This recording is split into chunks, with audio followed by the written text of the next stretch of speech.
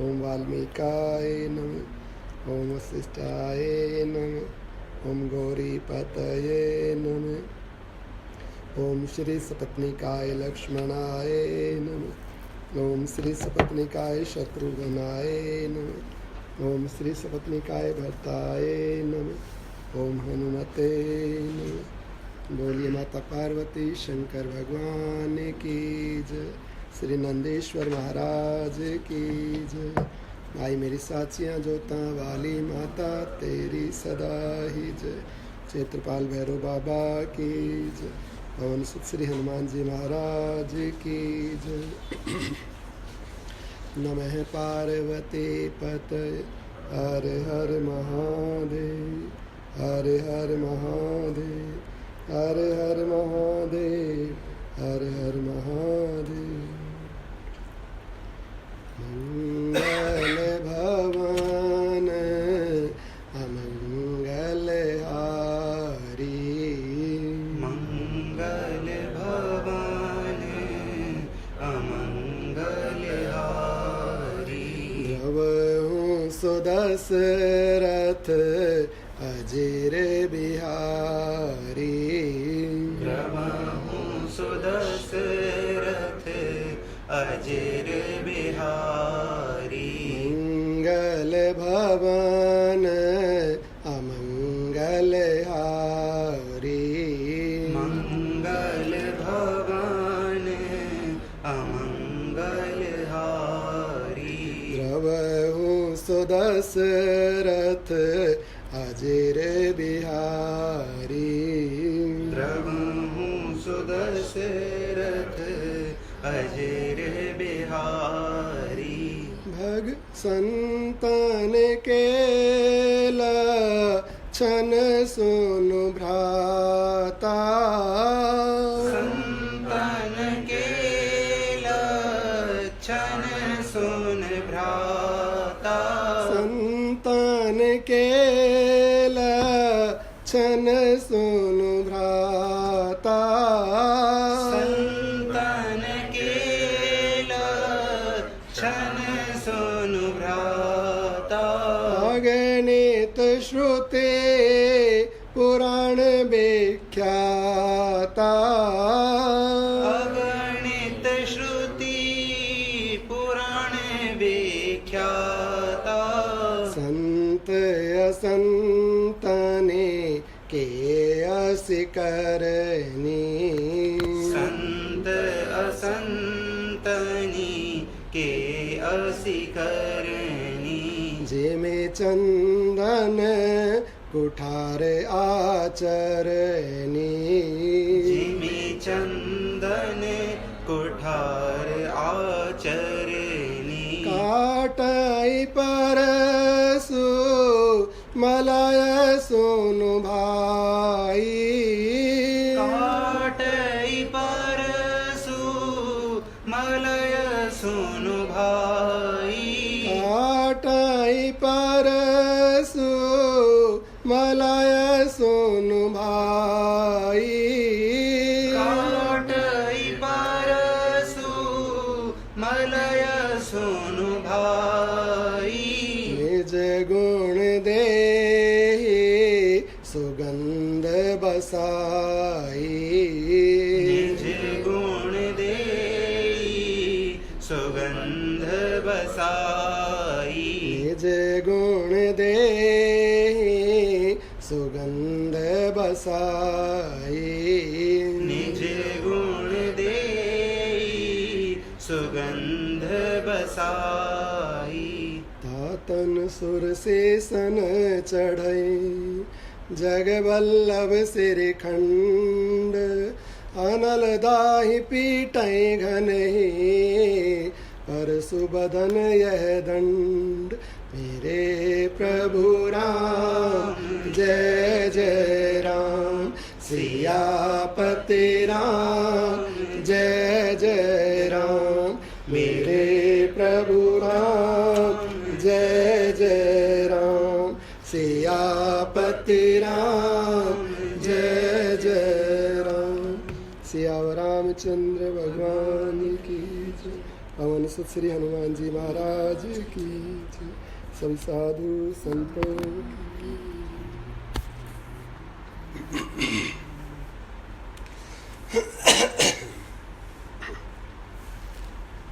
जय जय श्री राम, जय जय श्री राम, जय जय श्री राधेश द्वारिकाधीश। संतन के लक्षण सुनु भ्राता, अगणित श्रुति पुराण विख्याता। भगवान श्री राम जी भरत महाराज से कह रहे हैं कि हे भरत जी महाराज ने राम जी से पूछा कि संतों के लक्षण क्या हैं, आप मुझे संतों के लक्षण बताएं। प्रभु श्री राम जी कह रहे हैं संतन के लक्षण सुनो भ्राता, अगणित, इतने हैं गिने नहीं जा सकते। श्रुति वेदों ने पुराणों में विख्यात उनके संतों के लक्षण, उनके गुण, वेद पुराण के अंदर अनगणित लक्षण संतों के बताए।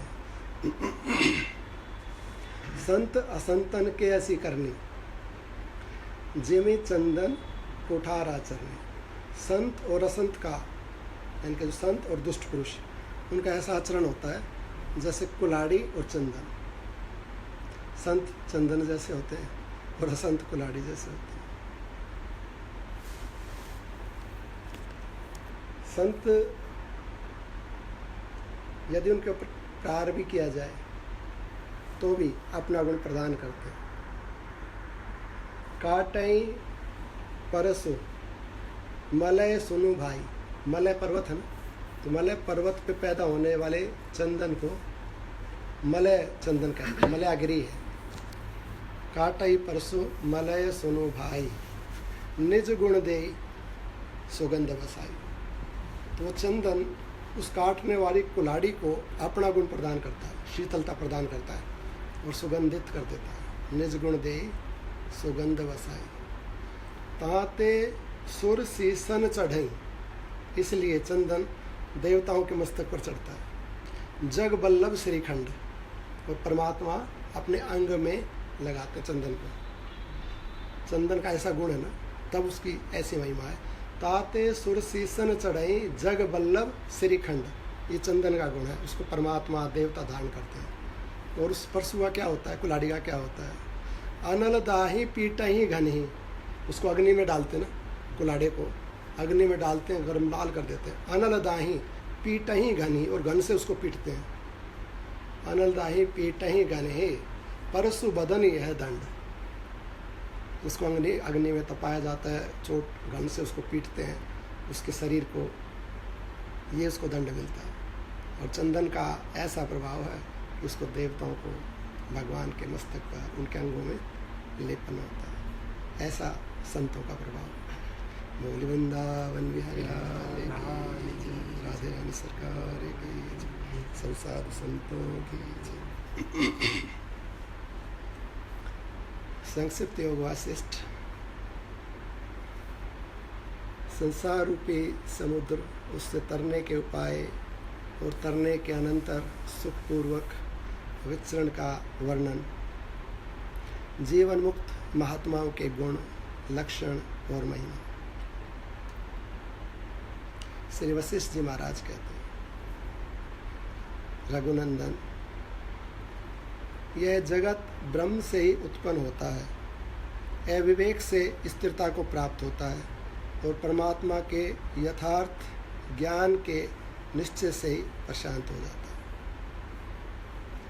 क्योंकि परमात्मा का यथार्थ ज्ञान न होना ही संसार की स्थिति में कारण है, और परमात्मा का यथार्थ ज्ञान ही उस संसार के विनाश में कारण है। संसार ब्रह्म से उत्पन्न होता है, अज्ञान से स्थित होता है और ज्ञान से लय हो जाता है, ऐसा बताया।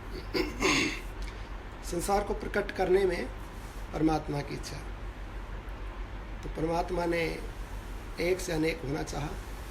एको हम बहुश्यामी, तो एक से अनेक होना चाहा, तो उनसे संसार प्रकट हो गया। ब्रह्म से संसार प्रकट होता है, उसी ब्रह्म से, उसी की इच्छा से हम भी प्रकट हुए, सब प्रकट हुए। परंतु जो इसकी स्थिरता है, जो ये ठहरा हुआ है, अर्थात जो हम इस जगत में बने हुए हैं, हम दोबारा परमात्मा स्वरूप नहीं हुए, जगत स्वरूप होकर रह गए, तो उसके लिए कारण है अज्ञान। प्रकट हुआ ब्रह्म से, स्थिरता में कारण है अज्ञान, और पुनः लय होने में, ब्रह्मरूप होने में कारण है ज्ञान। ऐसा कर हमने अपनी इच्छा मिला दी, तो इसलिए संसार और हम स्थिर हैं। उसकी इच्छा से प्रकट हुआ था ब्रह्म, ये सब संसार और हम भी। हमारे अज्ञान के कारण, हमारी इच्छा के कारण संसार की स्थिरता है। और दोबारा यदि परमात्म रूप होना चाहते हैं, तो उसके पीछे कारण है ज्ञान। ज्ञान हो जाए और ज्ञान के अनुरूप सब कार्य होने लगे, तो दोबारा से ब्रह्मरूप हो जाए। क्योंकि परमात्मा का यथार्थ ज्ञान न होना ही संसार की स्थिति में कारण है, और परमात्मा का यथार्थ ज्ञान ही उस संसार के विनाश में कारण है। यह संसार सागर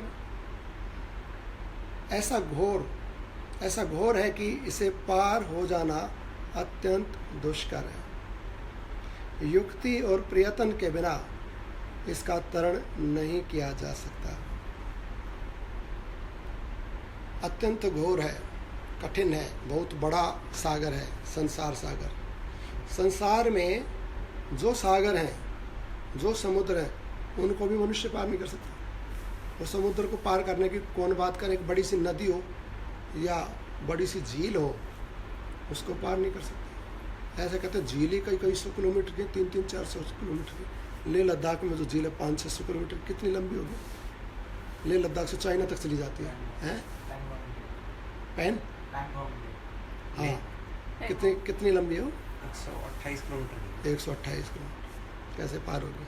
आदमी बिना युक्ति, बिना यंत्र के कैसे पार करेगा? तैर के तो नहीं कर सकता 128 किलोमीटर। झील नहीं पार हो सकती, समुद्र नहीं पार हो सकता, संसार का समुद्र। और जो संसार ही अपने आप में एक समुद्र है, इस संसार में कितने समुद्र हैं, कितनी झीलें, वो झीलें पार नहीं होती। तो फिर संसार रूपी समुद्र से पार करना तो बड़ा ही दुष्कर। परंतु कहते हैं कि सहज ही युक्ति और प्रयत्न, सहज ही संसार रूपी सागर को ऐसे तर जाता है जैसे गो के खुर के गड्ढे को तर जाए, ऐसे तर जाता है योगी इस संसार सागर।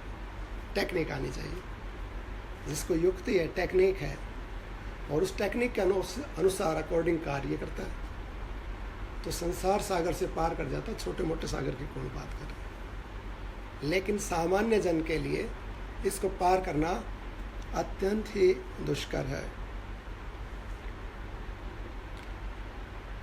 यह अत्यंत भयंकर है।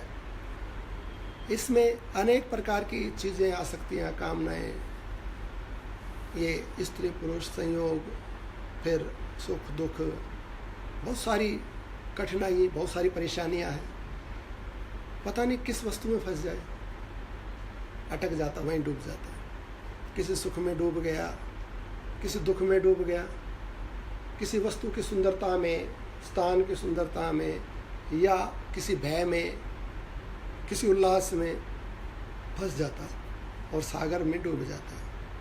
इसमें अनेक उताल तरंगे हैं, अनेक प्रकार के तरंगे हैं संसार में, और उन तरंगों से ये अपलावित होकर, उनसे मिलकर उनके अंदर ये डूब जाता है। इस प्रकार की अति चंचल लहरियों के कारण जो अत्यंत भयंकर है, ऐसे सागर में निमग्न हुआ पुरुष यदि पार हो जाए तो परम पुरुषार्थ ही है। उस समुद्र में तो खाली एक जल ही है, तो जल में ऐसी भी बहुत सारी झील है ना, कि जिसमें जल है लेकिन मगर इत्यादि दूसरे हिंसक जीव नहीं है उसके अंदर, लेकिन वो झील, वो नदियां भी नहीं पार होती हैं। इस संसार रूपी समुद्र के अंदर अनेक प्रकार के हिंसक जीव हैं, हिंसक अर्थात, लेकिन उसमें और इसमें एक भिन्नता है। उन सागरों में जो हिंसक जीव हैं, वो अपनी सामर्थ्य से हमारे न चाहने पर भी हमको खा सकते हैं। लेकिन इस संसार सागर में बहुत बहुत बड़े हिंसक जीव जंतु हैं, और वो बहुत, उनकी शक्ति, आकार बहुत ज़्यादा बड़ा है। लेकिन हमारी इच्छा हुए बिना, यानी कि हमारी मर्जी के बिना वो हमें नहीं खा सकते। एक ये विलक्षणता है। उस सागर में तो हम ना चाहें तो भी मगरमच्छ खा जाएगा। बड़ी बड़ी व्हेल मछलियाँ पता नहीं क्या वो निगल जाएंगी हमको, तिमिंगल मछलियाँ हैं वहाँ पर। लेकिन इस संसार में उससे भी ज़्यादा बड़े बड़े हिंसक जीव हैं।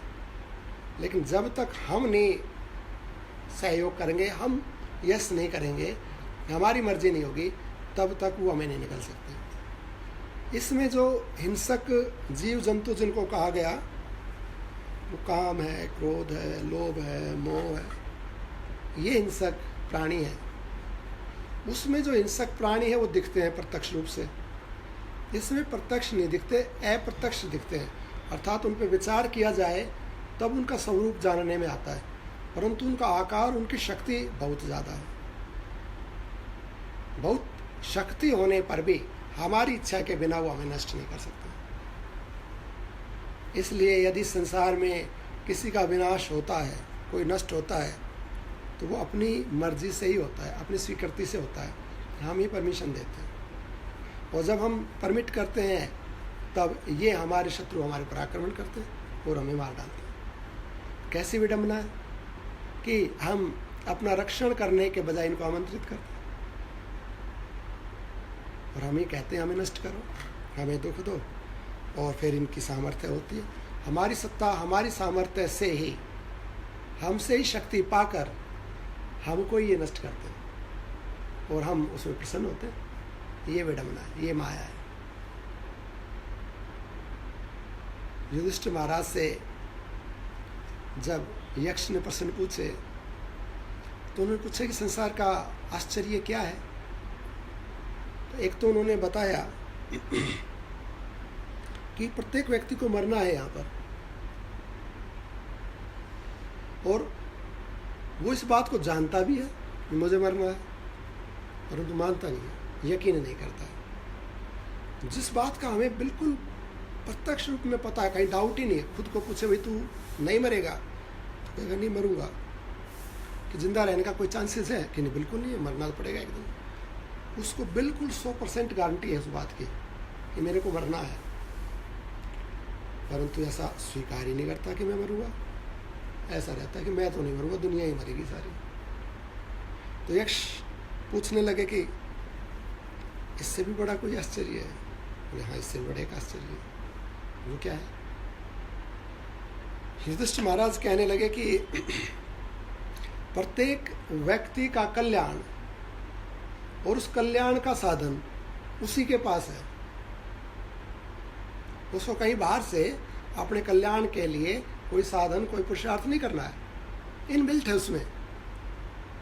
और उसका उपयोग करके वो कल्याण को प्राप्त हो सकता है, परमात्मा को प्राप्त हो सकता है, दुख से छूट सकता है, परंतु छूटता नहीं है। क्या साधन है? कहते कि संसार सागर से पार उतरने के लिए आश्रय है परमात्मा का नाम।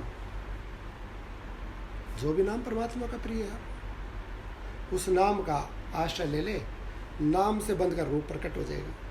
भगवान के जिस नाम को हम पुकारेंगे वैसा ही रूप हमारे मन में प्रकट हो जाएगा। तो वो परमात्मा का नाम, उसमें कोई पैसा नहीं लगता है, वो फ्री में मिलता है। और उसको जपने की वो जिह्वा, वो साधन हमारे पास है, उसमें भी कोई पैसा नहीं लगता है।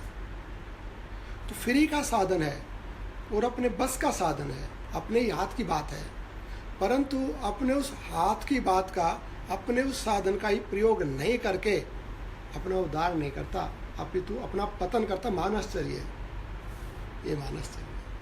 हमें पता है कि हमारी गति, अगर हम जो इस संसार में रचे पड़े बसे हुए हैं और इसी प्रकार से यदि ये जीवन चलता रहा, तो हम माने या ना माने दुर्गति तो होगी। ऐसा हम जानते हैं, और उस दुर्गति से बचने का उपाय हमारे पास है, साधन हमारे पास है। उपाय हम जानते हैं, साधन हमारे पास है, तो कोई नहीं कर रहा है। महान गर्त में जा रहा है, नरक में जा रहा है, पतन में जा रहा है, जीवन मृत्यु की परंपरा में जा रहा है, परंतु अपनी जिह्वा का, अपने ज्ञान का प्रयोग करके परमात्मा से जुड़ के अपना उद्धार नहीं करता। ये मानसचर्य है। तो ये जो संसार सागर है, इस संसार सागर में बड़ी बड़ी तिमिंगल मछलियाँ हैं, बड़े बड़े मगर हैं, और वो जब हम उनको अलाव करते, आओ मुझे खा, मेरे ऊपर आक्रमण कर, मुझे नष्ट कर, वो हमारे ऊपर करते हैं और हम ही उनको इनवाइट करते हैं। अर्थात हम ही उनको सहयोग दे रहे हैं, हम ही उनका सहारा, उनका भोजन, और हम ये जानते नहीं कि ये हमारा ही विनाश करेंगे, हम ही पाल रहे हैं उनको। और यदि ये ज्ञान हो गया है तो फिर व्यक्ति को अपना कल्याण करना चाहिए, इन मगरों को, इन हिंसक जीवों को, इनका विनाश करना चाहिए, अर्थात इनसे ऊपर उठना चाहिए, इनसे बचना चाहिए, अपना उत्थान करना चाहिए, अपना पतन नहीं करना चाहिए। इसलिए सजग होकर जीना चाहिए, जागता हुआ जिए, सोता हुआ नहीं जिए कि हमारे ही कारण हमारा विनाश, हमारी मृत्यु हो रही है, ऐसा जानता हुआ ना जिए, अपितु स्वयं का कल्याण करता हुआ, औरों का कल्याण करता हुआ जिए। इस प्रकार से जो इस बात को जानते हैं, अर्थात जिनको ज्ञान हो गया, वो इस संसार सागर से ऐसे तर जाते हैं जैसे गो के खुर का गड्ढा तर गए। उनके लिए संसार क्या होता है? संसार मोक्ष, मोक्ष, ये मोक्ष रहा। कैसा मोक्ष? जैसे हाथ पे रखा हुआ बेर का फल, ऐसा है मोक्ष ज्ञानी के लिए। कहते हैं जैसे आंवले का फल हाथ पे रखा हो ना हमारे हाथ में, ऐसा मोक्ष है। लेकिन अज्ञानी के लिए वो बड़ा दुष्कर है। अज्ञानी के लिए संसार सागर पार उतरना बड़ा दुष्कर है, ज्ञानी के लिए, भक्त के लिए बड़ा सरल। बोलिए वृंदावन बिहारी लाल की जय, राधे रानी सरकार की जय, सभी साधु संतों की जय।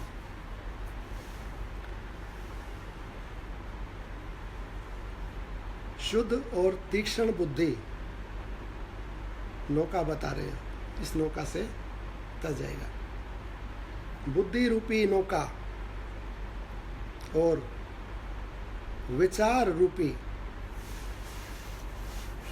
इसका नाविक, इस नौका को चलाने वाला। बुद्धि हमारे पास है, विचार हमारे पास है, ज्ञान हमारे पास है, परमात्मा का नाम लेने के लिए जीवा हमारे पास है। तो तीक्ष्ण बुद्धि रूपी नौका और विचार पूर्वक विवेक रूपी नाविक के रहते हुए भी जो मनुष्य इस संसार सागर से पार नहीं हुआ, उस पुरुष को धिक्कार है। श्री राम, जो मनुष्य श्रेष्ठ पुरुषों के साथ पर ब्रह्म का विचार करके तथा बुद्धि से संसार सागर का तत्व समझकर जगत में विचरण करता है, वही वास्तविक शोभा पाता है। श्रेष्ठ पुरुषों के साथ में पर ब्रह्म का विचार करके और बुद्धि से इस संसार सागर को समझकर, श्रेष्ठ पुरुष, श्रेष्ठ ज्ञान जहाँ से मिले, ग्रंथ, संत महात्मा, उनके साथ मिलके और फिर इस ब्रह्म और संसार के ऊपर विचार करें। ज्ञानी से ज्ञानी मिल जा, बात ज्ञान की टोले, जय पड़ जा मूर्ख ते पल्ला, तो रही सही नहीं खो दे। लक्ष्मीचंद जी महाराज कहते हैं ज्ञानी से ज्ञानी अगर मिल जाएगा ना, और विचार करेंगे संसार क्या वस्तु, ब्रह्म क्या है, माया क्या है, जीव क्या है, और उस पर विचार किया जाए, विचार करके उसको जान लिया जाए, जान के अमल किया जाए। ज्ञानी से ज्ञानी मिल जाए, बात ज्ञान की टोले, मिल जाएंगे ना, कल्याण हो जाएगा दोनों को। और जय पड़ जाए मुँह रखता पल्ला, तो जो रयास है ना वो भी बंटाधार। इसलिए कहते हैं कि ऐसी तीक्ष्ण बुद्धि रूपी नौका परमात्मा ने प्रदान की है और विचार रूपी नाविक दिया है। तो अपनी बुद्धि से, अपने विचार से विचार विमर्श करके इस संसार सागर से पार हो सकता है। जो श्रेष्ठ पुरुषों के साथ मिलकर पर ब्रह्म का विचार करके तथा बुद्धि से संसार सागर के तत्व को समझकर जगत में विचरण करता है, वो वास्तविक शोभा पाता है। इस संसार में तुम धन्य हो जो इस बाल अवस्था में ही विवेक युक्त बुद्धि से इस संसार के विषय में विचार करते हो। अगर हम विचार करेंगे संसार के, माया के, ब्रह्म के, जीव के विषय में, तो उससे हानि नहीं होगी, लाभ होगा। जीवन कम नहीं होगा, जीवन अर्थात आयु बढ़ जाएगी। उससे यश, कीर्ति, ज्ञान, बल कम नहीं होगा, बढ़ जाएगा। अगर हम वास्तविक रूप जान लें संसार का, माया का, ज्ञान का, अज्ञान का वास्तविक रूप जान लें और फिर उसके साथ वैसा ही व्यवहार करें हम, न्याययुक्त जो जैसा है। यदि संसार के साथ संसार जैसा व्यवहार करें और ब्रह्म के साथ ब्रह्मरूप व्यवहार, तो ऐसा जो मुक्त हो गया है स्वतंत्र रूप से, अर्थात कहीं भी उसके द्वारा गलतियां नहीं हो रही हैं, तो वो शांत चित्त होता है। जब हम गलतियां करते हैं तो गलतियां करने से हम अशांत होते हैं, क्योंकि उन गलतियों का हमें नुकसान भुगतना होता है। और गलतियां अज्ञान के कारण होती हैं, जानबूझकर कोई भी नहीं करता है। या तो देव हमें बलपूर्वक डाल देगा दुख के अंदर, प्रारब्ध, या फिर हमें उस वस्तु का, उस क्रिया का ज्ञान नहीं होता है स्थान व्यक्ति का, और अज्ञान के कारण हमसे गलतियां होती हैं, फिर हम दुख भोगते हैं।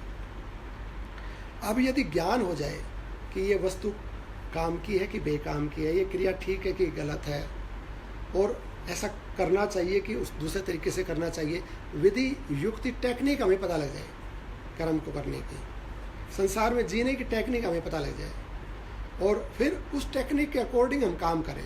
यंत्र हमारे पास है, तो दो चीज़ें बहुत ज़्यादा हेल्पफुल होती हैं, एक ज्ञान, एक टेक्निक, और दूसरा सहयोगी पार्ट जो होते हैं ना, यंत्र जो होते हैं वो।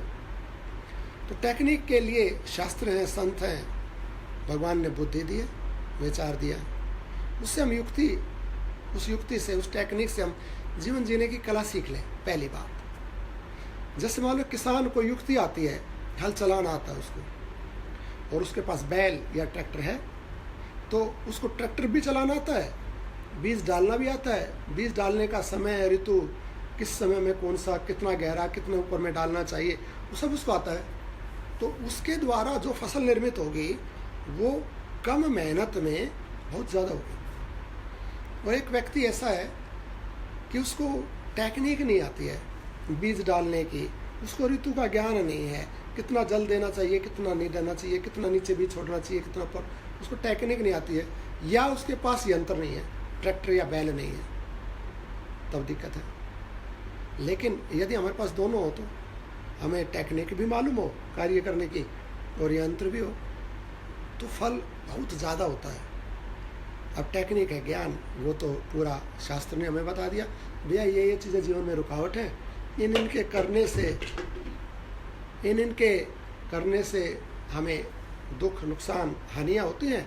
इस प्रकार से जीवन जीने से, ये कार्य करने से हमें लाभ होता है, सुख होता है, ज्ञानमयी अवस्थाएं, सुखमयी अवस्थाएं बढ़ जाती हैं। तो ये तो है टेक्निक, और यंत्र है शरीर, वो हमें दिया साधन करने के लिए परमात्मा ने। तो हम इस शरीर रूपी यंत्र से और बुद्धि रूपी युक्ति से यदि जीवन जिए, तो उसके लिए कहते हैं मुनि, उस व्यक्ति की शोभा होती है संसार में। किसान के पास यंत्र भी है और उसको युक्ति भी मालूम है, बढ़िया से खेत बो रहा है, बढ़िया फसल हो रही है, तो उसकी फसल तो उसके घर में आती है, वो किसी के घर में थोड़ी देने जाता फसल को। तो लोग प्रशंसा करते हैं, तो कितना बढ़िया आदमी है, थोड़े खेत में, थोड़ी जगह में, या थोड़ी मेहनत करके कितना ज़्यादा फल लेता है, सब जगह शोभा होती है उसकी। ऐसे ही जिस व्यक्ति को जीवन जीने की कला आती है, अर्थात जो अपने द्वारा अपनी हानि नहीं करता है, अपितु अपने द्वारा अपना रक्षण करता है, तो उसको टेक्निक आती है। वो इनके काम, क्रोध, लोभ, मोह इत्यादि के वश में नहीं होता है, अपितु इनको अपने वश में रखता है और समय, अवस्था, काल के अनुसार प्रयोग करता है।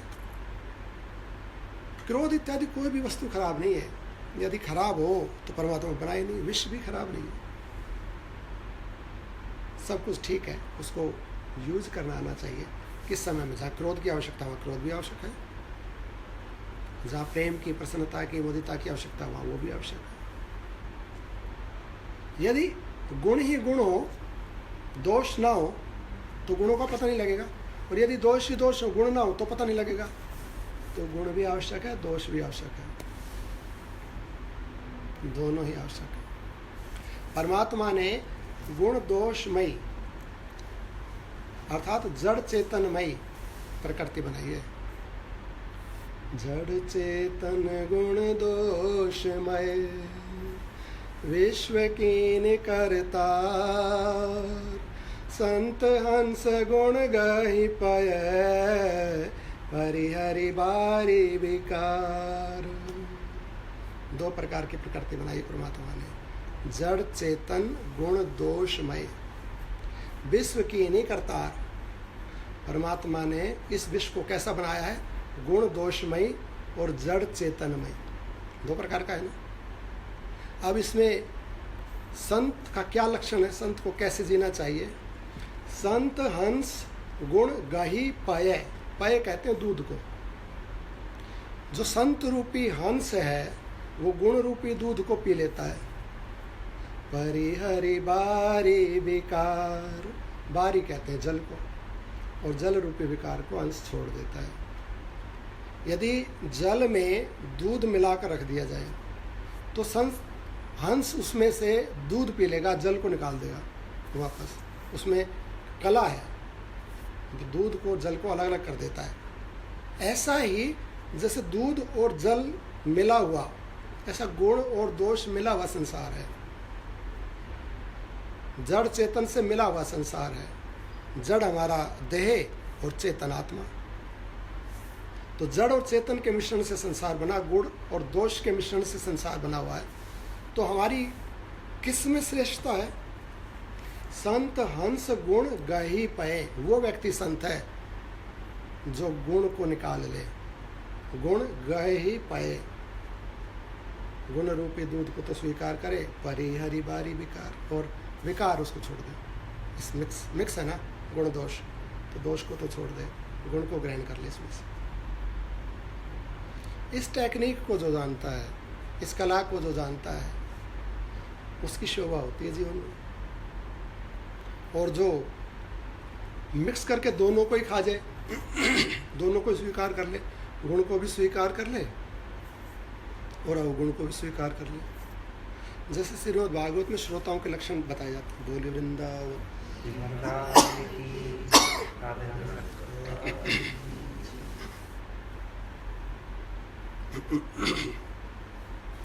श्रीमद् भागवत के अंदर श्रोताओं के लक्षण बताए जाते हैं। श्रोता कैसे कैसे होते हैं, अनेक लक्षण श्रोताओं के बताए गए हैं। उनमें से एक दो लक्षण के ऊपर हम विचार करते हैं। कहते हैं श्रेष्ठ श्रोता वो है जो हंस के जैसा। वक्ता जब बोलता है, मान लो उसने 1 घंटा 2 घंटा प्रवचन किया, तो कुछ काम की चीज़ें, कुछ हो सकता काम की ना हो, कुछ परमात्मा की, कुछ भगवत। बोले वृंदावन।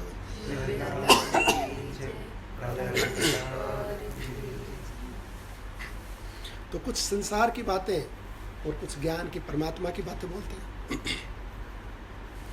अच्छा, एक ही एक बोलता रहे तो भी नहीं सुनते हैं। कुछ कई जगह तो आवश्यक हो जाता है। जैसे कई जगह वक्तागण ना चाहते हुए भी चुटकुला सुना देते हैं। अब ज्ञान का प्रसंग चल रहा है, बीच में चुटकुला सुना दिया। क्यों सुना दिया? वो देखते हैं, क्योंकि वक्ता की तो दृष्टि होती है सब श्रोताओं पे। वो देखा कि 80% तो सो रहे हैं, 10-15% ही जगे हुए हैं। अब वो जगे कैसे? तो बीच में वो कोई चुटकुला सुना देंगे, कोई सांसारिक बात बोल देंगे, या कोई और भजन इत्यादि कुछ ऐसा गाएंगे, जगाते श्रोता। अब वो जो चुटकुला सुना दिया या कोई सांसारिक बात, वो तो काम की थी नहीं, पर वक्ता ने देखना कि चलो अगर 2 घंटे का प्रवचन है, 2 घंटे में से अगर मान लो 20 मिनट हमने ये चुटकुले संसार की बातें कर ली, आधा घंटा भी कर ली, तो 1.5 घंटा तो सुना ना माइनस करके। और हम वो आधा घंटा नहीं रखेंगे उसमें, तो ये तो 1.5 घंटा भी नहीं सुनेंगे, सारी सो जाएंगे। 15 मिनट में नींद आ जाती है। कथा में तो बड़ी मीठी नींद आती है। कथा के अंदर प्रकृति माया आक्रमण करती है ना। और ज्ञान का प्रसंग बुद्धि सुनना नहीं चाहती है, मन सुनना नहीं चाहता। भक्ति का, ज्ञान का, कर्मयोग का प्रसंग, तो बीच में वैसा मिक्स करके वक्तागण बोलते हैं कि भैया जागे रहो, देखो तुम्हारी रुचि की बातें भी बोल रहे हैं, संसार की चुटकुला बोल देते हैं, ये कर देते हैं, वो कर देते हैं। तो श्रेष्ठ श्रोता कौन है? कहते हैं कि जो हंस जैसा श्रोता, वो श्रेष्ठ है। वक्ता ने क्या क्या बातें बोली, उनमें से जो काम की बात है, जो ज्ञान की बात है, जो गुण की है, जो लाभ की बात है, उसको तो ले ले। और जो लाभ की नहीं है, संसार की बात है, उसको छोड़ दे। हंस के जैसा, जैसे हंस जल को छोड़ देता, दूध को ले लेता है, हंस के जैसा जो श्रोता है वो। एक श्रोता ऐसा है कि वो मिक्स करके ले लेता है, वो ज्ञान भी उतना ही लेके जाएगा घर में और अज्ञान भी खूब लेके जाता है। जितना कुछ उल्टा सीधा बोला गया वो बड़ा पड़ोसी की निंदा भी देख जाता है। वो देखता रहता बैठा कैसे है, वो सो क्यों रहा था, वो किसकी बात कर रहा था। तो कथा के बाहर निकलते निंदा चुगली और उनके श्रोताओं की बात, वक्त अब ठीक तो है, वो बैठना नहीं आता, वो ठीक तो है, वो बोलना नहीं आता। कथा में वो सुविधा नहीं थी, प्रसाद नहीं था, ये नहीं था, वो वहाँ से बुराइयाँ भी उतनी लेके जाते। तो ऐसा जो श्रोता है जो समान रूप से ज्ञान और अज्ञान, अच्छाई और बुराई लेके जाता है, तो कहते हैं वृषभ के जैसे श्रोता। वृषभ, तो वृषभ क्या करता है, वृषभ को मीठी चीनी गुड़ और कड़वी खल मिला के खिलाओ, वो बराबर खाता है। ऐसा श्रोता दोनों ही चीज़ें ले जाएगा, ज्ञान भी ले जाएगा, अज्ञान भी ले जाएगा। और एक ऐसा है कि वहाँ पर बैठा है, पहले तो कथा भर में तो टूलता रहता, दाएं बाएं देखता रहता, कौन क्या कर रहा है, कैसे सो रहा है, जाग रहा है, बैठा है, दाएं बाएं सुनता, कुछ भी ज्ञान की बात नहीं, कुछ अज्ञान की बात आए, संसार की बात आए, उसको झट से बोलता है ये बात ठीक नहीं। और वो उन अज्ञान की बातों को और सारी दुनिया भर की निंदा बुराई चुगली वो वहाँ से बटोर के ले जाता है, और फिर वो दिन भर वो उसको गाता रहता है, ये खराबी, वहाँ लोग अपने घर में सेवा नहीं करते, अपने घर में नहीं बैठ सकते, वहाँ बैठे हैं, वहाँ चुप है, लेडीज़ वहाँ सत्संग में चली जाती हैं, पतियों की बेटे बच्चों की सेवा नहीं करती, वहाँ ये उसको पता नहीं 500 कमियाँ निकालेगा वो दुनिया भर की निंदा पता नहीं कितने दिन करता रहेगा। एक ऐसा भी श्रोता, उनकी शोभा नहीं होती। किसकी शोभा होती है, जो हंस के जैसा, क्योंकि परमात्मा ने मिक्स करके बनाया है। क्यों बनाया, क्योंकि सब प्रकार के हैं, गुणों के चाहने वाले भी हैं और अवगुणों के चाहने वाले भी। यहाँ तो भगवान के भक्त परमात्मा से प्रेम करने वाले भी हैं और संसार के भक्त संसार से प्रेम करने वाले भी हैं। तो भैया तुझे जो चाहिए वो ले, सब कुछ अवेलेबल है, ये दुकान है, ये पूरा मेला लगा हुआ है, इसमें सब पदार्थ है इस मेले में, तो जो चाहिए उठा ले, तेरी जो रुचि है। तुझे रोकने वाला कोई नहीं है, तुझसे कीमत लेने वाला कोई नहीं है। यदि तू इनमें से ज्ञान की चीज़ें, अच्छी अच्छी चीज़ें, भगवत भाव, ये सब उठाएगा तो तेरे को प्रशंसा मिलेगी, सुख मिलेगा, तेरा कल्याण होगा, सब प्रकार से आनंद होगा। और यदि इसमें से तू सांसारिक चीज़ें उठाएगा, निंदा चुगली या ये विकार उठाएगा, तो इन विकारों से तेरी अपकीर्ति होगी, अपयश होगा, शोभा नहीं बढ़ेगी, और परिणाम में दुख मिलेगा और आगे जन्म मृत्यु की परंपरा। संसार परमात्मा का मेला है, भगवान ने सजाया इस मेले को, ये भगवान का सागर है, उनका मेला, और फ्री ऑफ कॉस्ट यहाँ मिलता है चीज़ें। हमारे हाथ में हमारा कल्याण करना है, हमारे पास में कल्याण का साधन है, बस अच्छे लोगों के साथ बैठे, अच्छा संग करें और विचार करके जीवन जीने की कला को सीख लें, और उसके अनुसार, उस टेक्निक के अनुसार, जैसे किसान का एग्जाम्पल दिया गया, उसके अनुसार कार्य करें, उत्तम फल की प्राप्ति होती है, सुखद जीवन हो जाता है, कल्याण प्राप्त हो जाता है, सहज में ही यश कीर्ति बल धन सब उसका बढ़ने लगता है, क्योंकि उसने जो कार्य किया उसके कार्य से भी ज़्यादा उत्पादन हुआ, उसको जो फल मिला वो उसके अनुमान से ज़्यादा था, उसकी मेहनत से ज़्यादा था, तो उसको प्रसन्नता होती है, तो उसका यश कीर्ति धन बल सब बढ़ता है। और जो एक मेहनत कर रहा है, या तो टेक्निक नहीं जानता या साधन नहीं, साधन तो सबको परमात्मा ने दिए, टेक्निक ही नहीं जानता है, या उस साधन का दुरुपयोग कर रहा है या टेक्निक नहीं जानता है, तो ऐसा व्यक्ति मेहनत तो बहुत करता है, वो संसार में खूब रचा पचा हुआ है, खूब भागदौड़ करता है, वो एक आध्यात्मिक व्यक्ति से ज़्यादा मेहनत करता है, परंतु घर में कूड़ा भर लेता है, अपने जीवन में कूड़ा गंदगी भर लेता है, और उस कूड़े से, उस गंदगी से जीवन भर दुख पाता है और आगे के दुख की व्यवस्था कर देता है। तो उसकी ना तो यहाँ शोभा होती है और ना उसका आगे कल्याण होता है, अब कीर्ति अब यश को प्राप्त हो जाता है। तो इस संसार में से जो मिश्रित संसार है, इसमें से अपनी वो वस्तुएं उठाएं, उस कार्य को करें जिससे हमारा कल्याण हो। कहते इस संसार में तुम धन्य हो जो इस बाल अवस्था में ही विवेक युक्त बुद्धि से इस संसार के विषय में विचार करते हो। जिसने तत्वों को जान लिया है उस पुरुष के बल, बुद्धि और तेज उसी प्रकार बढ़ते हैं जिस प्रकार वसंत ऋतु में वृक्षों के सौंदर्य आदि गुण बढ़ते हैं। रघुनंदन, तुम जानने योग्य वस्तु को जानते हो, इस कारण इस समय तुम चिन्मय, घनीभूत, आनंद अमृत रसायन से परिपूर्ण, सुशीतल, त्रिविध तापों से रहित, विशुद्ध और शम शोभा से पूर्ण चंद्रमा की तरह अत्यंत सुशोभित हो रहे हो। क्योंकि जीने की कला जानते हो, तुम्हें इस किशोर अवस्था में ज्ञान प्राप्त है, इसलिए तुम्हारे बल, बुद्धि, यश सब बढ़ रहे हैं और पूर्ण चंद्रमा के जैसे तुम सुशोभित हो रहे हो, त्रितापों से रहित हो। 3 ताप है ना, आदि दैविक, आदि भौतिक और आध्यात्मिक।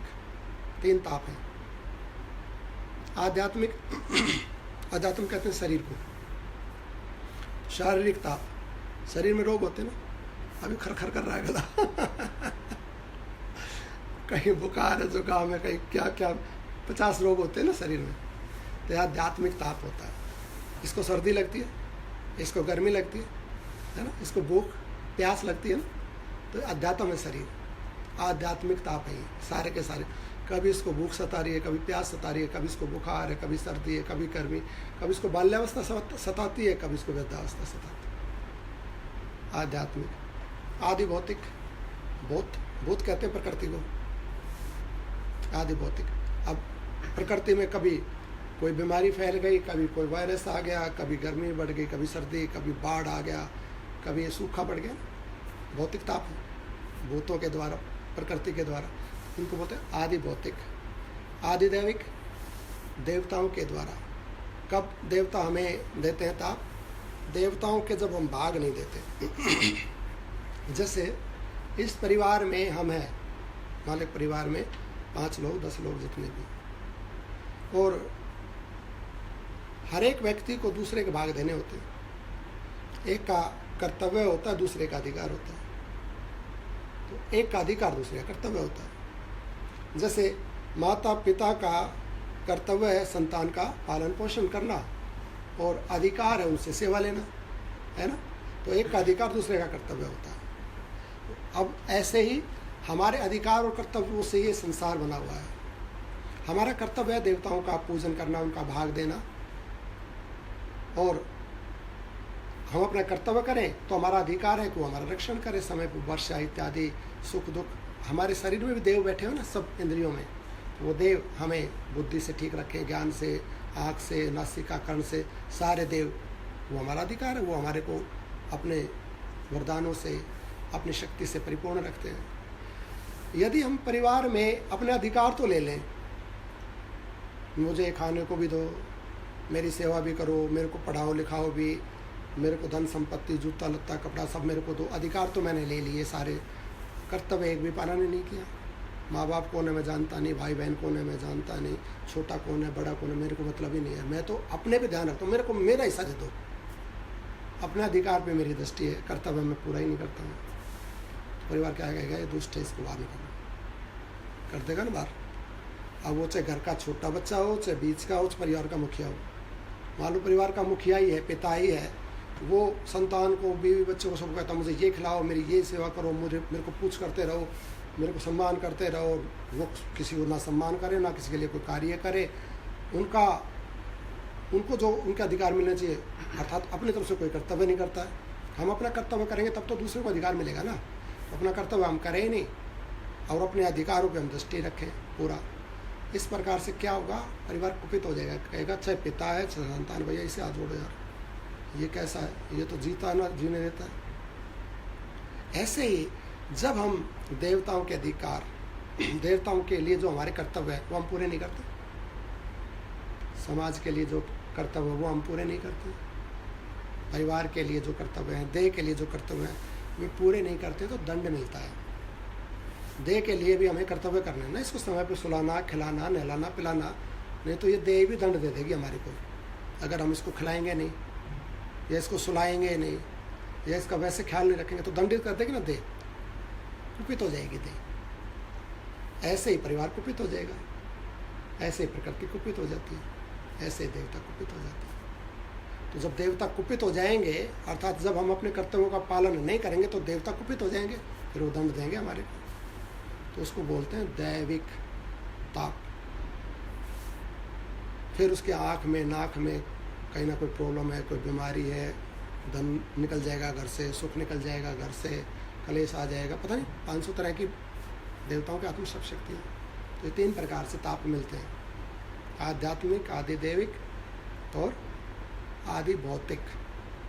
3 प्रकार के ताप। यह कहते हैं कि श्री राम तुम त्रिविध तापों से रहित हो, क्योंकि वो तो देवताओं का भी भाग देते हैं, वो तो संसार का भी भाग देते हैं, वो तो सबके लिए कार्य करते हैं, तो प्रकृति के लिए भी कार्य करते हैं, वो तो शरीर का भी ठीक उपयोग करते हैं। अगर हम शरीर का ही दुरुपयोग करने लग जाएं तो शरीर हमें दंडित कर देगा।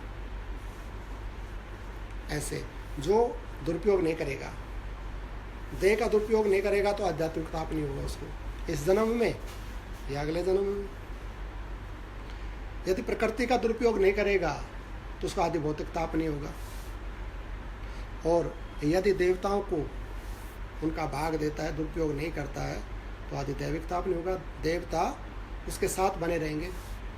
अब विकट परिस्थिति के अंदर भी मान लो उसके प्रारब्ध के कारण अब कुछ भी उसके जीवन में ऐसा घटित हो रहा है जो प्रिय नहीं है, दुख का काल या किसी बीमारी का या कोई भी काल, तो ये प्रकृति और देवता उसको सहयोग करते हैं।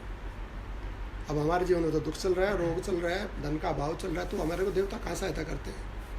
बल देते हैं। वो कैसे बल देते हैं? दृष्टांत के तौर पे सुनाए एक छोटा सा। कर्ण सूर्यपुत्र, शनिदेव भी सूर्यपुत्र। कर्ण की माता है राधा, जिन्होंने कर्ण को पाला। जब अपने माता पिता के साथ कर्ण आ रहे थे तो जंगल में डाकुओं ने आक्रमण कर दिया और एक विषैला बाण कर्ण की माता राधा के शरीर में लगा। अब वैद्य को बुला के पूछा गया तो वैद्य ने कहा कि ये अमुक नाम की बूटी है, और वो सामने कई कोस दूर सामने एक बड़ा पर्वत दिख रहा था, उस पर्वत के शिखर पे वो बूटी है। उस बूटी को यदि तुम ले आओ सूर्य उदय के पहले और तुम्हारी माता के मुख में वो बूटी चली जाए, तब इनका प्राण बच सकता है। कर्ण पूछने लगे बूटी की पहचान कैसे होगी? तो वैद्य कहने लगे कि जैसे ही सूर्य की पहली किरण शिखर पे पड़ेगी पर्वत के, तो उस समय उसका पुष्प खिल जाएगा उस बूटी का, और जिसका सबसे पहले पुष्प खिले तो मान लेना ये वही बूटी है जिससे प्राण बचेंगे। परंतु शर्त ये है कि वो सूर्य की रश्मि तुम्हारे माता के शरीर को नहीं छूनी चाहिए। अर्थात जब सूर्य नारायण निकलेंगे तो पहले तो पर्वत पे आएंगे ना, पर्वत पे आएंगे और फिर धीरे धीरे नीचे भी आएंगे, तो नीचे ऊंचाई पे पहले आ जाते हैं सूर्य नारायण प्रकाश, नीचे देरी लगती है। तो कहते हैं कि वहाँ से यहाँ पहुँचने में तुम्हें सूर्य नारायण से पहले पहुँचना पड़ेगा। सूर्य का प्रकाश अगर छू गया तुम्हारी माँ को तो इनकी मृत्यु हो जाएगी, और उसके पहले अगर तुमने बूटी ला के दे दी तो इनका प्राण बच जाएगा। अब पर्वत से नीचे सूर्य नारायण को आने में कितना समय लगेगा? कर्ण प्रार्थना कर रहे हैं, सूर्य नारायण एक दिन का मुझे अवसर दे दो। वो प्रतिदिन प्रतिस्पर्धा करते थे सूर्य से, जैसे सूर्य उगते और सूर्य का प्रकाश चलता तो दौड़ते थे प्रकाश के साथ साथ, और बहुत दूर तक दौड़ते और अंततः हार जाते थे, सूर्य का प्रकाश आगे निकल जाता था। तो कर्ण कहने लगे कि मैं आपसे प्रतिदिन प्रतिस्पर्धा करता था और मैं प्रतिदिन आपसे हारता था, लेकिन आज मुझे जिता दो। खाली मेरी माँ तक आप नहीं पहुँच पाए, मैं पहले पहुँच जाऊँ, ऐसी कृपा कर दो। अब शनिदेव बहुत कष्ट दे रहे हैं कर्ण को बचपन से ही, उनकी राशि में शनि बैठे हुए हैं। तो सूर्य नारायण कहने लगे, शनि, कर्ण तो तुम्हारा छोटा भाई है और तुम इसको इतना कष्ट क्यों पहुंचा रहे हो? तुम तो देव हो, देवता हो, और ये तुम्हारा छोटा भाई है, तो देवता के नाते भी वो भाई के नाते भी तुम्हें तो इसका हित करना चाहिए, परंतु तो बचपन से कष्ट झेल रहा है। शनिदेव कहने लगे, पिताजी मैं अपने भाई के ऊपर कृपा कर रहा हूँ बहुत बड़ी। सूर्य नारायण कहने लगे, ये कैसी कृपा है, इस पे तो जीवन बचपन से ही कष्ट है, इसका जन्म हुआ तब से ही कष्ट है, इसको कभी सुख ही नहीं मिला, चैन ही नहीं मिला, तो ये तुम्हारी कैसी कृपा है। कहने लगे कि इसको मैं सबल बना रहा हूँ। अब ये बचपन से ही ऐसे कठिन दौर से गुजरेगा ना, तो ये ऐसा मजबूत बन जाएगा कि बड़े से बड़ा विकट परिस्थिति भी इसके जीवन में आएगी, ये डोलेगा नहीं, ये पर्वत जैसा हो जाएगा। और यही मेरा प्यार है मेरे भाई के लिए। तो मैं इसको कष्ट नहीं दे रहा हूँ, अभी तो इसको मजबूत बना रहा हूँ। परंतु पिताजी आज तो कर्ण आपसे प्रार्थना कर रहा है, आपकी तो संतान है, ये तो आपसे मांग रहा है कि आप मुझे जिता दो, आप हार जाओ। तो अब आप बताओ, मैं तो अपने भाई के लिए कर रहा हूँ तो ठीक है, लेकिन आप अपनी संतान के लिए क्या करेंगे? क्या अपनी संतान को जिताने के लिए अपनी गति को कम करेंगे आप?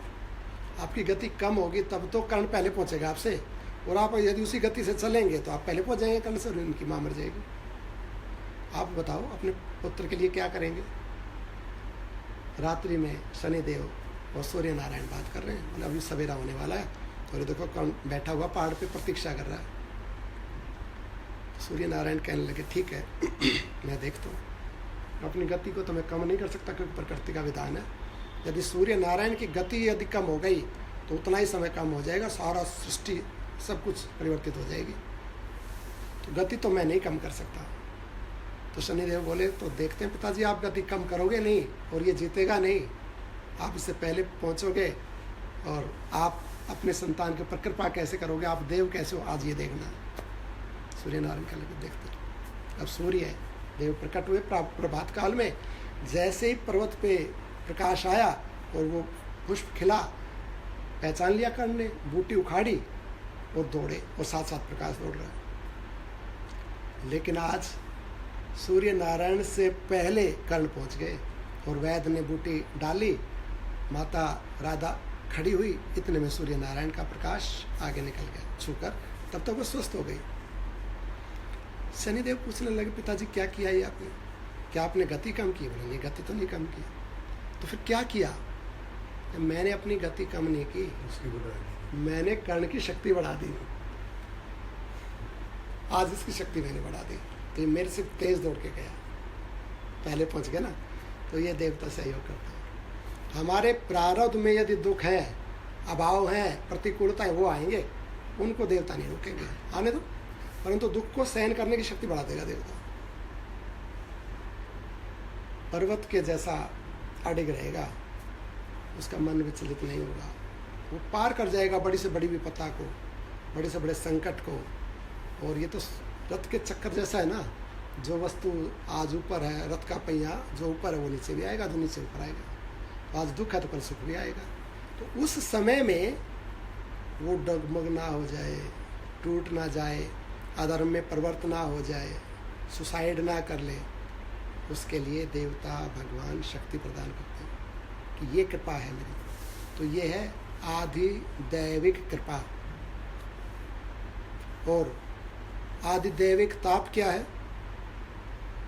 जब इस प्रकार से जीवन चलता है तो वो अपनी शक्तियों को हटा लेते हैं, फिर खड़ा नहीं रह पाता, टूट जाता है, सब सारे छूट जाते हैं। ये है आदि दैविक ताप। आध्यात्मिक, आदि भौतिक, आदि दैविक, ये ताप है।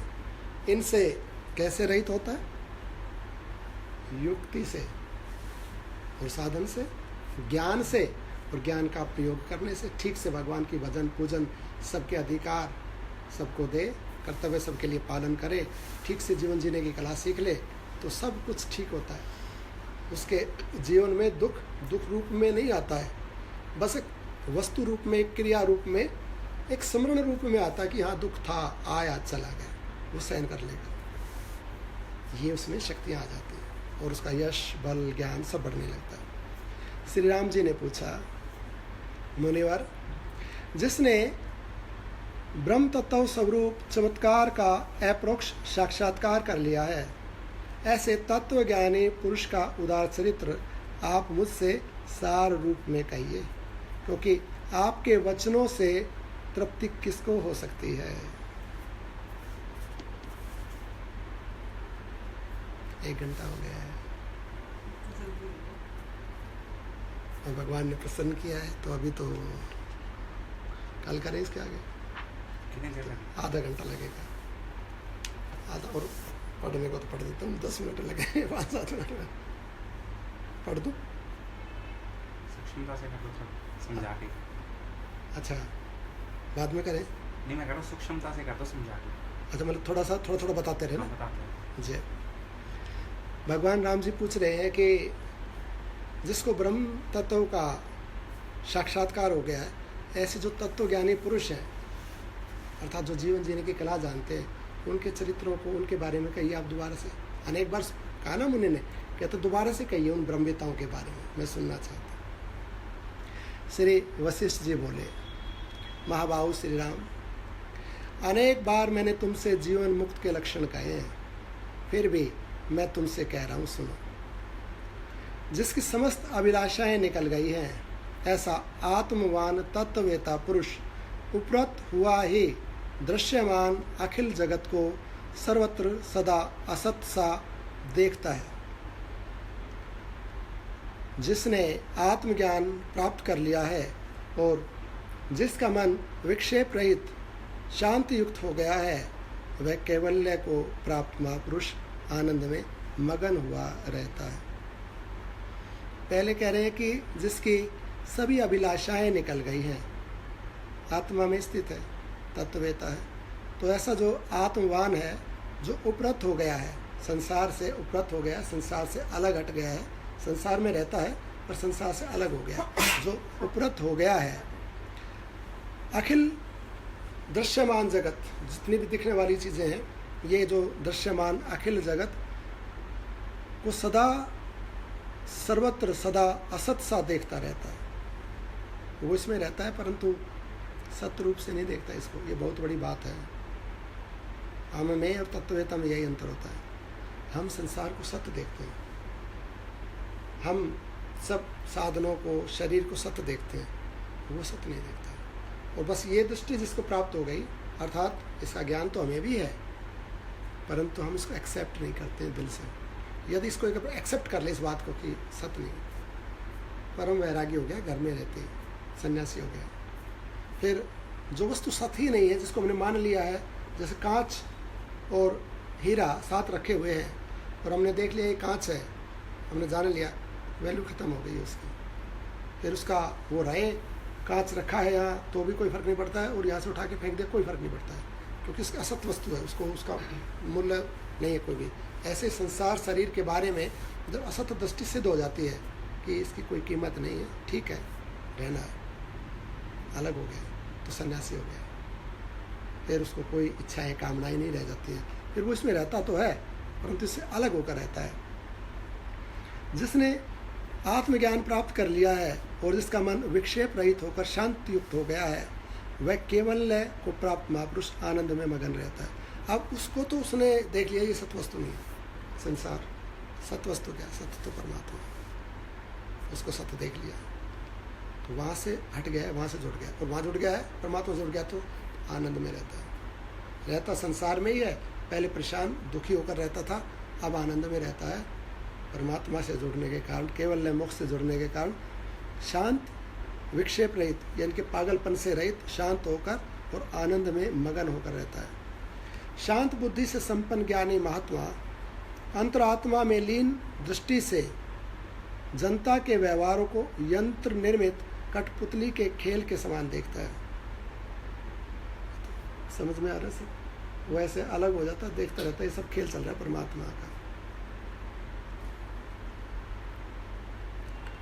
तत्ववेता पुरुष न भविष्य की परवाह करता है, न वर्तमान में किसी पदार्थ में तन्मय होता है, न भूतकालीन वस्तु का स्मरण करता है, और सब कुछ करता हुआ भी निर्लेप रहता है।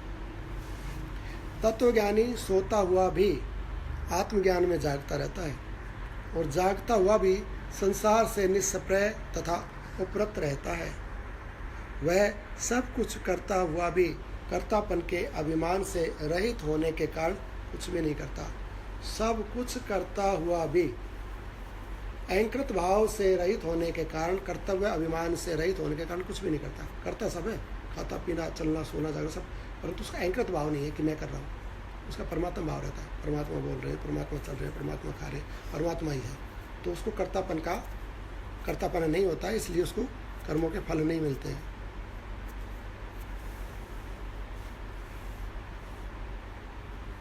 संपूर्ण संसार की आसक्ति से शून्य और सदा सर्वदा संपूर्ण कामनाओं से रहित तत्ववेता महात्मा सब कार्यों को करता हुआ भी समभाव से स्थित रहता है। वह तत्वज्ञ पुरुष उदासीन मनुष्य की तरह स्थित रहता है। उदासीन, जैसे हमें मतलब नहीं, उदासीन दुखी व्यक्ति का संज्ञा नहीं। उदासीन वो ना सुखी है ना दुखी है, उदासीन है, अपने को मतलब ही नहीं। जैसे सुन लेता है, देख लेता है, फर्क नहीं पड़ता, उदासीन रहता है। अब मान लो उसको न्यूज़ में सवेरे न्यूज़ में पढ़ रहा है कि ट्रेन का एक्सीडेंट हो गया, वहाँ इतने आदमी मर गए, वहाँ भूकंप आ गया और वहाँ पर कथा चल रही है, वहाँ पर इतना भंडारा चल रहा है, तो उसने अच्छी खबर बुरी खबर दोनों सुनी, पर उसकी ना उससे मतलब ना उससे मतलब, उसने चाय पी रहा, पढ़ लिया, रख दिया, बंद करके। उदासीन, न सुखी है न दुखी है, उदासीन की तरह संसार में रहता है। क्या हो रहा है ठीक है, सबको जानता है, सब कुछ देखता है, अलग रहता है, सबसे अलग उदासीन रहता है।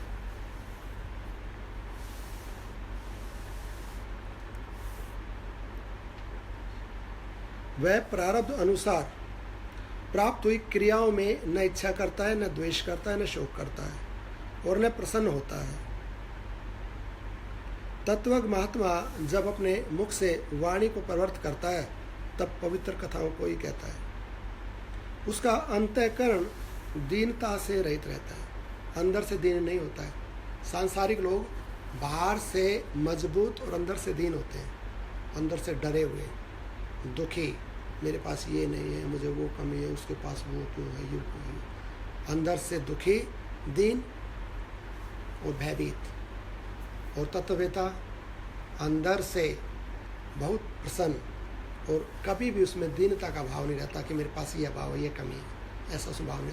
वो कहता कृतकृत्य प्राप्त प्राप्त सब कुछ मिला हुआ है, कुछ भी नहीं है ऐसा जो मुझे प्राप्त नहीं है, ऐसा वो प्रसन्न रहता है, दीन नहीं रहता है। वह धीर बुद्धि वाला प्रत्यक्ष आनंद में मगन तथा दक्ष होता है। प्रोक्ष आनंद में नहीं, प्रत्यक्ष आनंद में। अभी आनंद है, ये नहीं है कि छिपा हुआ आनंद और मिलेगा कभी, वो नहीं, उसको प्राप्त होता है आनंद। उस आनंद में, प्रत्यक्ष आनंद में मगन रहता है, दक्ष होता है और लोक में उसके पुण्य चरित्रों का वर्णन होता है। तत्वज्ञ उदार चरित्र एवं उदार आकार से युक्त सम सौम्य सुख का समुद्र एवं सुस्निग्ध होता है। उदार चरित्र वाला, उदार आकार वाला, आकार अर्थात उसके जो शरीर की भी आकृति होती है वो नम्र होती है, ऐसा पड़ा हुआ या ऐसे घूर के या इस तरह का नहीं होता। आकार भी उसका उदार होता है, उसकी क्रियाएं उदार होती हैं, उसका हंसना बोलना चलना चरित्र सब सम सौम्य सुख का समुद्र सुस्निग्ध होता है। उसका स्पर्श शांतिमय होता है। वह पूर्ण चंद्र की तरह नित्य उदित रहता है।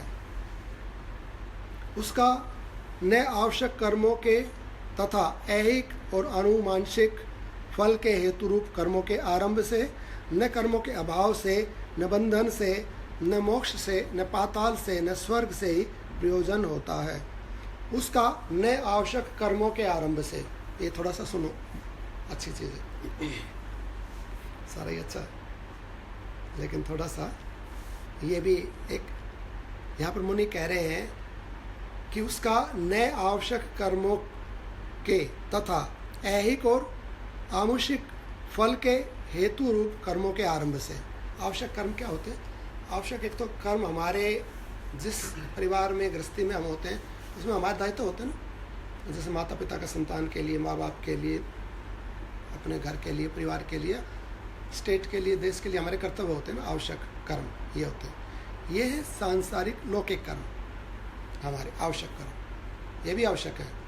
हमें बाल बच्चों का सब कुछ तो करना पड़ेगा ना, तो इनका भी हम आरंभ करते हैं, इनका ये भी होता रहता है उसके द्वारा, तत्ववेता के द्वारा। परंतु इतना ही नहीं है आवश्यक, इतना ही कर्म हो कि भैया सब बच्चे पाल लिए और सब कुछ ऐसा समाज में अपना सब कार्य, घर मकान ठीक बना दिया, यही पूरा हो गया, ऐसा नहीं है।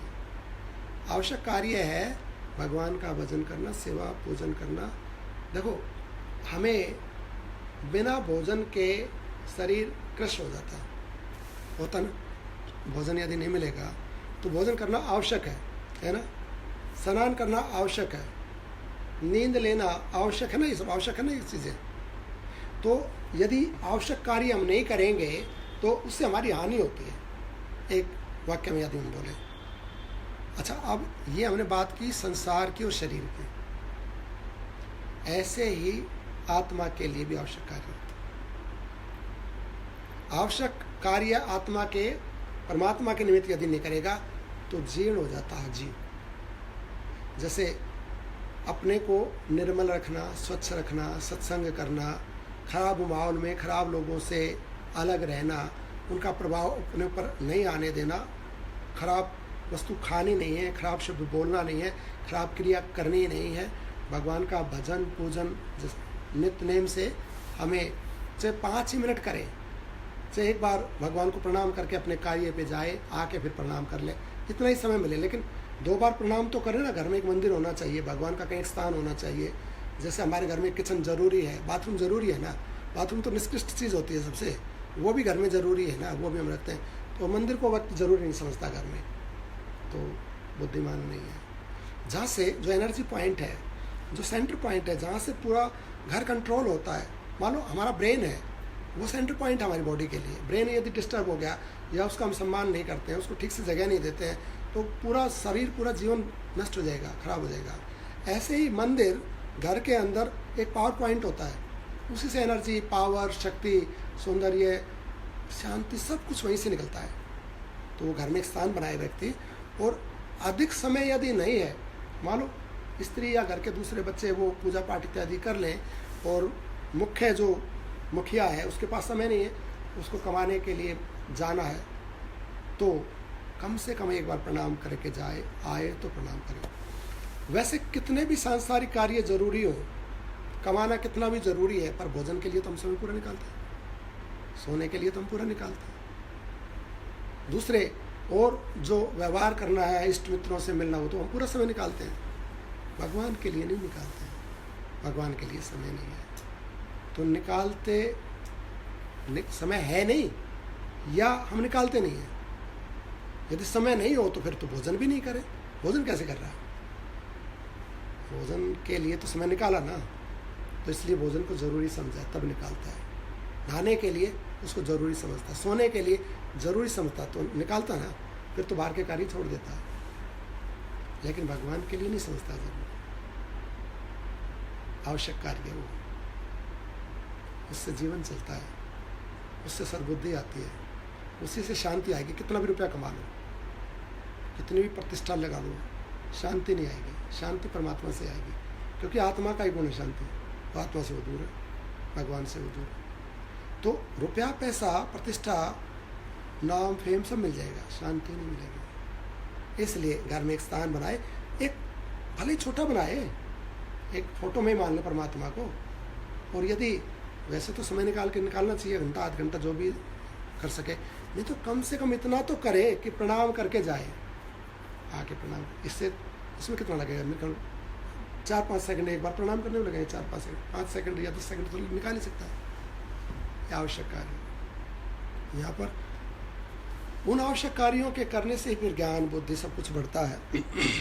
लेकिन ये बताया गया है कि यदि परमात्म रूप हो गया तो उसके लिए आवश्यक कार्य करे या ना करे, उसको फर्क नहीं पड़ता है। क्यों नहीं फर्क पड़ता है? वो भगवान को प्रणाम कर ले तो भी ठीक है, नहीं करे तो भी ठीक है। नहीं करे तब कैसे ठीक है? क्योंकि वो ब्रह्म ही है, वो स्वयं ही भगवान है। तो हम अपने आप को प्रणाम कर लें तो भी ठीक है, लोक व्यवहार के लिए, ना करें तो भी ठीक है। ब्रह्म को, परमात्मा को, स्वयं को प्रणाम आवश्यक कार्य कर रहा है तो ठीक है, नहीं कर रहा तो ठीक है। तो तत्ववेत्ता के लिए तो ये करे ना करे उसको फर्क नहीं पड़ता है, क्योंकि स्वयं ही परमात्मा है। परंतु जो हम जैसे हैं सांसारिक, उनको आवश्यक कार्य करने चाहिए।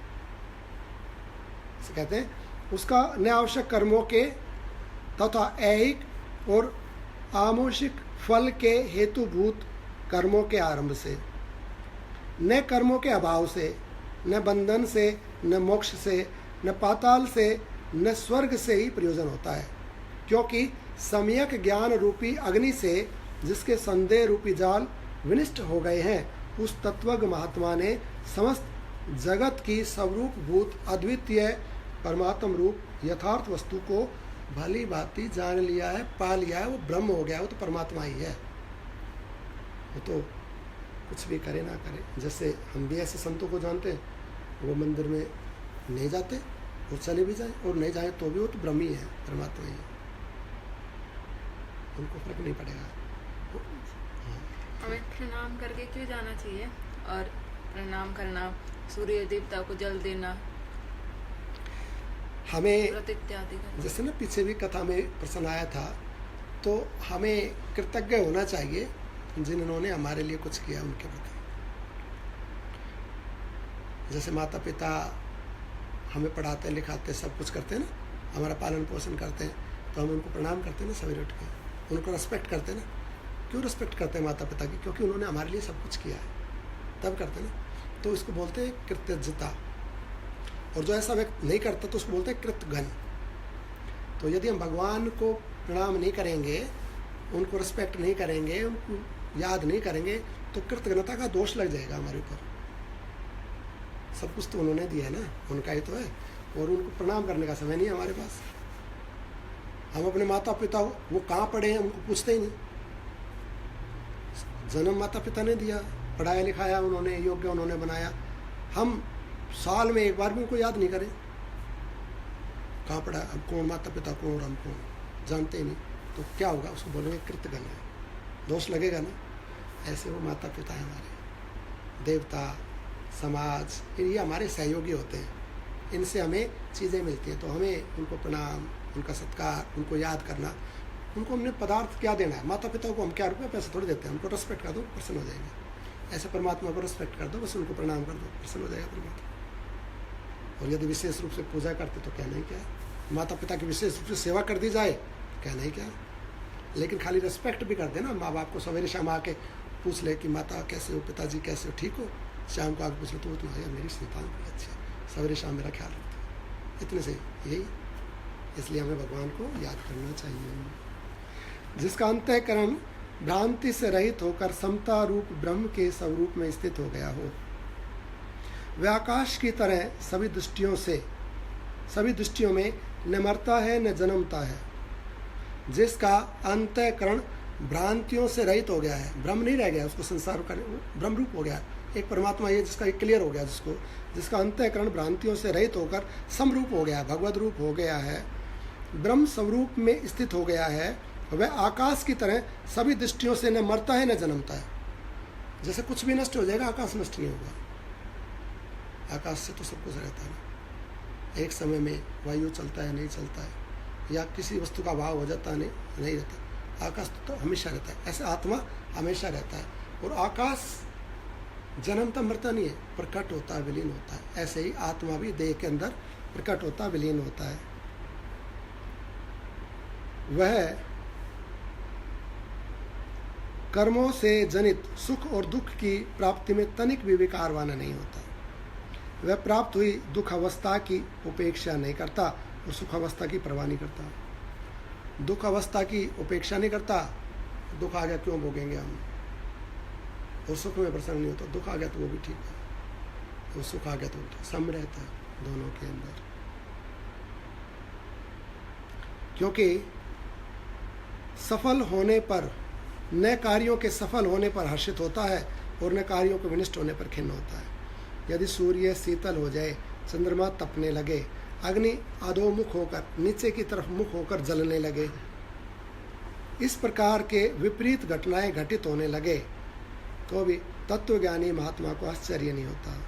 क्योंकि तत्वविद पुरुष ये जानता है कि चिन्मय परब्रह्म परमात्मा की ये असीम माया शक्तियाँ इस प्रकार सफूरित हो रही। ये भक्ति योग प्रारंभ हो गया है। क्योंकि अध्याय जब भी खत्म होगा ना तो परमात्मा पे आके, भक्ति योग पे आके खत्म होता है। अभी हम ज्ञान के बारे में, ज्ञान से तो क्या, तो जीवन जीने की टेक्निक है। हम जीवन जीते जीते मुक्त होकर सुख से, आनंद से, ब्रह्म भाव में रहते हैं। तो इस सुंदर जीवन जीने की टेक्निक है ज्ञान योग, और वो ज्ञान योग परमात्मा से भी मिला देता है। अब ये भक्ति योग में यहाँ बता रहे हैं कि उसका कैसा विश्वास होता है। अग्नि, जैसे अग्नि ऊपर की तरफ जलता है ना, नीचे की तरफ जलने लग जाए, और सूर्य तो ठंडा हो जाए चंद्रमा के जैसा, और चंद्रमा अग्नि का कार्य करने लग जाए। ऐसे विपरीत कार्य यदि प्रकृति में होने लग जाए तो भी जो ज्ञानी है ना, ब्रह्मवेद, जो तत्ववेता, जो भक्त है भगवान का, वो आश्चर्य नहीं करेगा। वो इन्हों कहेगा कि क्या घटित हो रही है, ऐसा उल्टा पुल्टा क्यों हो रहा है। तो भगवान है, भगवान की मर्जी, भगवान कुछ भी कर ले, उसका ऐसा विश्वास होता है। अग्नि से शीतलता, सूर्य से शीतलता, और चंद्रमा से प्रकाश। पानी में उष्णता प्रकट हो जाए और अग्नि में शीतलता प्रकट हो जाए, सब कुछ विपरीत हो जाए, तो भी वो ये नहीं कहेगा ये गलत हो रहा है, क्या हो रहा है। आश्चर्यचकित नहीं होगा, क्योंकि वो आश्चर्यों से ऊपर चला जाता है। वो परमात्मा को, आत्मा को जानने वाला, वो जानता है परमात्मा असीम अनंत शक्ति वाला है और वो सब कुछ कर सकता है। उसकी इच्छा से अग्नि ठंडी हो सकती है और जल उष्ण हो सकता है, सूर्य शांत हो सकता है, चंद्रमा तप सकता है। वो परमात्मा की मर्जी है, परमात्मा सब कुछ करता है, क्योंकि परमात्मा का एक नाम है सर्वसमर्थ, और सर्वसमर्थ उसे वो कहते हैं वो सब कुछ कर सकते हैं। परमात्मा की मर्जी, वो कहीं आश्चर्यचकित नहीं हुआ। उसका भक्ति योग इतना, उसका ऐसा दृढ़ विश्वास रहता है, कुछ विपरीत भी होने लग जाएगा ना। जैसे सांसारिक व्यक्ति क्या होता है, सांसारिक व्यक्ति को प्रकृति में कुछ भी भिन्नता नजर आई तो उसका आश्चर्य होता है, एक बात। दूसरा, जो भगवत भाव को प्राप्त या साधक जन है, वो जो भगवान का भजन, तप, दान इत्यादि ऐसे कार्य करते हैं, उनको देखकर आश्चर्य होता है। दोनों जगह उसको आश्चर्य होता है ना। सांसारिक व्यक्ति को कुछ भी प्रकृति में ये बीमारी कैसे आ गई है, ये चंद्रमा का ग्रहण क्यों आ गया, इसमें ये नहीं होना चाहिए था, इसमें तो ठंडी नहीं होनी चाहिए थी, अब बारिश क्यों आ गई, अब तो सर्दी का मौसम है, कुछ भी उल्टा सीधा हो गया। तो सांसारिक व्यक्तियों को जो उन्होंने गणना की हुई है, जो उनका बुद्धि का वो है कि इस समय में ये ऋतु आती है, इस समय में ऐसा घटित होता है, ऐसा होता है, अब ठंड पड़ती है, बर्फ़ पड़ती है, पानी, ऐसा होता है ना। उससे विपरीत कुछ भी हो जाए तो उनको आश्चर्य होता है, ये कैसे हो गया। भक्त को नहीं होगा, भगवान को नहीं। एक बात। दूसरा, सांसारिक व्यक्ति जब भक्त को देखता है, इसके पास पैसा नहीं है, ये खुश कैसे है, इसके पास तो साधन नहीं है, ये आनंद में कैसे है, ये रो क्यों नहीं रहा है, ये भगवान का भजन कैसे कर लेता है, ये 2 घंटा मंदिर में कैसे बैठा रहता है, तो उसको देखकर भी उसको आश्चर्य होता है। लेकिन भक्त को ना तो इन बातों से आश्चर्य होता है, ना प्रकृति में कुछ उथल पुथल हो जाए उससे आश्चर्य होता है। चाहे संसार रहे, चाहे पूरा नष्ट हो जाए, ये तो भगवान की मर्जी, उसका आश्चर्य नहीं होता, वो आश्चर्य से ऊपर होता है, वो भगवत भाव में स्थित होता है। वो ऐसा जानता है क्योंकि वह तत्वित पुरुष यह जानता है कि ये चिन्मय पर ब्रह्म परमात्मा की ये असीम माया शक्तियाँ इस प्रकार स्फुरित हो रही हैं, माया कर रही है, सब कुछ नहीं है। ये सब चाहे सूर्य ठंडा हो या गर्म हो, ये संसार रहे ना रहे, इससे आत्मा का क्या बनता बिगड़ता, आत्मा तो सदा रहता है परमात्मा, और ये संसार तो बनते बिगड़ते रहते हैं। या सर्दी गर्मी, कभी जल बढ़ जाता है, कभी गर्मी बढ़ जाती है, कभी जैसे जब प्रलय आता है तो कभी जल बढ़ गया, कभी जल से नष्ट हो जाती है सृष्टि, कभी अग्नि से नष्ट हो जाती है, कभी सूखा पड़ जाता है, कभी बाढ़ हो जाती है, ये सब होता रहता है। कुछ नहीं है, सब भगवान माया की शक्तियाँ, ये सब बनने बिगड़ने वाली चीज़ें, वो आत्मा में रहता है, वो भगवत भाव में रहता है, तो उसको आश्चर्य नहीं होता है। इसलिए आश्चर्य समूह के होने पर भी उसको आश्चर्य नहीं होता है। वह कभी भी दीनता युक्त नहीं होता है कि मैं मर जाऊंगा, मेरा नष्ट हो जाएगा, ये खराब हो जाएगा, ऐसा दीनता युक्त नहीं होता है। कभी उदंड नहीं होता है तथा कभी उन्मत्त, खिन्न, उद्विग्न और हर्ष युक्त नहीं होता है। अर्थात इन सब विकारों का उसमें अत्यंत अभाव होता है।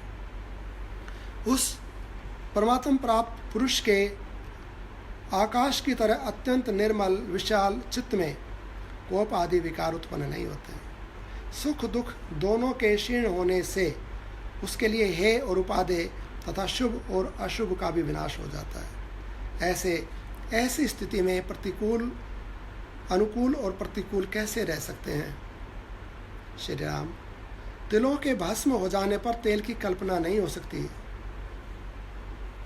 इसी प्रकार मूल सहित मन के विनिष्ट हो जाने पर संकल्पों की चर्चा नहीं हो सकती। तो संकल्प की चर्चा कैसे, जब मन ही नहीं, संकल्प तो मन में उठते हैं। यदि तिल ही नहीं रहेंगे तो तेल कैसे होगा? और यदि मन ही नहीं रहा तो विचार संकल्प नहीं होंगे। रघुनंदन, परमात्मा से पृथक कोई पदार्थ नहीं है। इस प्रकार की दृढ़ भावना के कारण समस्त दृश्य पदार्थों के संकल्प विकल्प का अभाव करके सर्वव्यापी सच्चिदानंद घन परमात्मा में एक ही भाव से स्थित ज्ञानी महात्मा नित्य तृप्त तथा अपने नित्यशया आनंद स्वरूप से आनंदवान होकर रहता है। भगवान से जुड़ा हुआ प्रसन्न रहता है, तत्ववेता का लक्षण है। बोली वृंदावन बिहारी लाल की जय। राधे राधे सरकार।